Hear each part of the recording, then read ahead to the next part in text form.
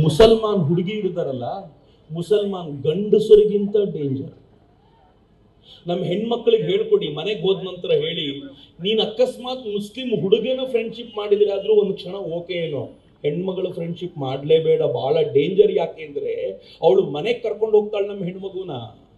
ಒಂದು ಸಲ ಕರೆದಾಗ ನಮ್ಮ ಹುಡುಗಿ ಬರಲ್ಲ ಅಂತ ಹೇಳ್ಬೋದು, ಎರಡನೇ ಸಲ ಕರೆದಾಗ ಬರಲ್ಲ ಅಂತ ಹೇಳ್ಬೋದು, 20 ಸಲ ಪದೇ ಪದೇ ಕರೆದಾಗ 21ನೇ ಸಲ ಹಾಳಾಗಿ ಹೋಗ್ಲಿ ಅಂತ ಅವಳು ಮನೆಗೆ ನಮ್ಮ ಹೆಣ್ಣುಮಗಳು ಹೋಗಿದ್ದರ ಪ್ರತಿಫಲಕ್ಕೆ ಅವಳು ಏನ್ ಮಾಡ್ತಾಳೆ ಗೊತ್ತಾ? ಕುಡಿಯುವ ನೀರಿಗೆ ಒಂದೇನಾದ್ರೂ ಸಣ್ಣ ಮತ್ತು ಬರುವಂತ ಅಂಶವನ್ನ ಹಾಕಿಸಿಕೊಟ್ಟು ತನ್ನ ಅಣ್ಣ ತಮ್ಮಂದಿರಂತಿರುವಂತಹ ರಾಕ್ಷಸರ ಕೈಲಿ ನಮ್ಮ ಹೆಣ್ಮಗಳನ್ನ ಬಿಟ್ಟು ಅದರ ವಿಡಿಯೋನ ಕಳಿಸಿದ್ರೆ ಈ ಹೆಣ್ಮಕ್ಳ ಕಥೆನೇ ಮುಗಿದೋಯ್ತ್ರಿ.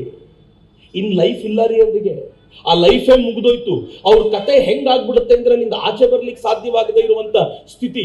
ಕೇರಳ ಸ್ಟೋರಿ ಪಾರ್ಟ್ 1 ಬಂತು, ಪಾರ್ಟ್ 2 ಬಂತು, ಪಾರ್ಟ್ 100 ಬಂದ್ರೂ ಕೂಡ ನಮ್ಮ ಹೆಣ್ಮಕ್ಳಿಗೆ ಇನ್ನೂ ಬುದ್ಧಿ ಬರಲ್ಲ ಅಂತಂದ್ರೆ ಏನ್ ಹೇಳಲಿ ನಾನು?